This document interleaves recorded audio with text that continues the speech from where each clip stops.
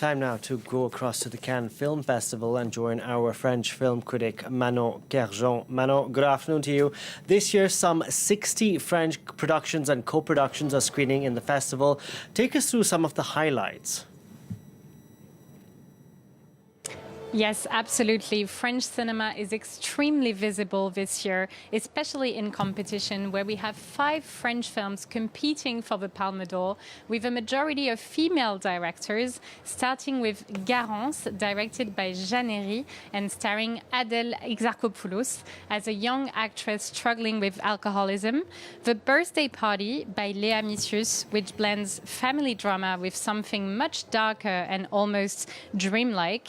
A Woman's Life by Charline Bourgeois-Taquet, starring Mélanie Thierry and Léa Drucker. It's a portrait of a 50-year-old surgeon whose life begins to shift. But also The Unknown by Arthur Harari, a mysterious body-swapping story with Léa Seydoux. And finally, A Man of His Time by Emmanuel Mar, which will actually be premiering later tonight and which is already being described as one of the most politically charged French films in the competition this year. So what is standing out to you, Manon?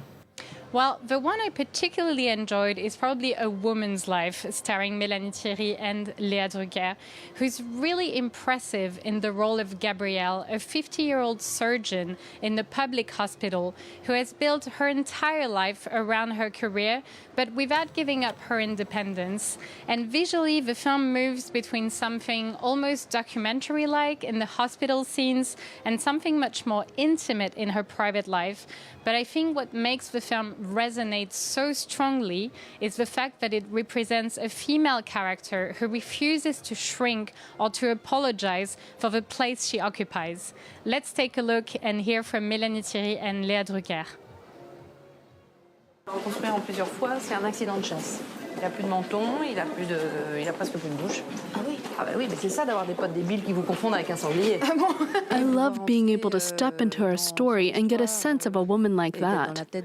Someone who is confident and self-assured, but who can sometimes lose her rhythm over very ordinary things at the same time.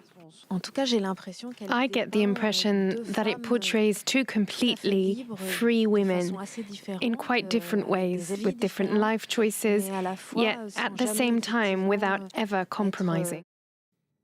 Now, Manon, in competition this year, there are also many films featuring major French stars.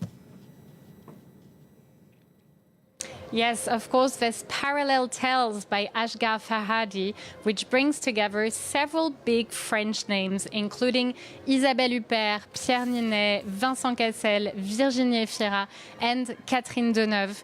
And the French cinema icon also features, along with Léa Seydoux, in Gentle Monster by Austrian director Marie Kreutzer, which tackles the difficult issue of child sexual abuse. Let's hear from Catherine Deneuve and Léa Seydoux. I think this film was first and foremost necessary. I find it very powerful and very brave on Marie's part. And so, yes, I think it's a film with an extremely strong political and symbolic impact, obviously. I think it's a great responsibility for the director. You really need to believe and support her work with such a courageous story. Is there a problem? Elsa-Kühn, Kriminalpolizei München. Wir ermitteln gegen ihren Mann und stellen seine Datenträger sicher. Can I use your phone, Lucy? Yes? Manon, there also seems to be a strong focus on World War II in French films at Cannes this year. Tell us more. Yes, I mentioned earlier A Man of His Time, which dives into the French resistance. Another film I was particularly curious about is Moulin, which premiered on Sunday. And it focuses on Jean Moulin, one of the greatest figures of the French resistance during World War II. And he's played here by Gilles Lelouch. And what's interesting is that the film avoids the traditional biopic format. It's more of a political thriller centered on underground networks and paranoia during the occupation. Visually, it's very ambitious, but some of the torture scenes were quite intense and honestly a little difficult to watch. Let's take a look. devriez pas voyager de nuit, patron. Ils ont renforcé les contrôles. Je sais, mais il faut que je voie Colette. On aurait pu repousser. Non, les mouvements attendent mes instructions. Il faut que j'y sois. Je voyage sous quelle identité? Jacques Martel. There was this crazy and overwhelming sense of responsibility surrounding the film. It wasn't about making a biography or making a biopic, and it certainly wasn't about a broader view of history. It was about getting to the heart of the character's honesty, his personality, his most intimate self. Now, Manon, another film exploring a major French political figure premiering this evening out of competition is The Gaulle Tilting Iron by Antonin Baudry.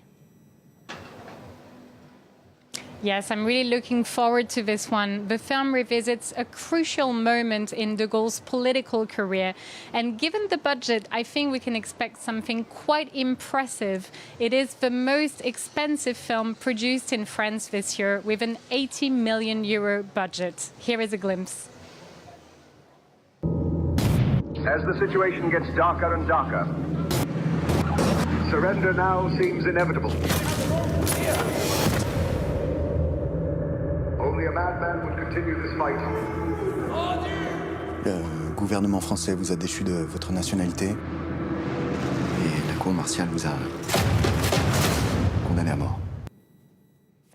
Manon, thank you so much for our Cannes roundup there on the program today. Enjoy the south of France and more news coming up with me. Stay with us.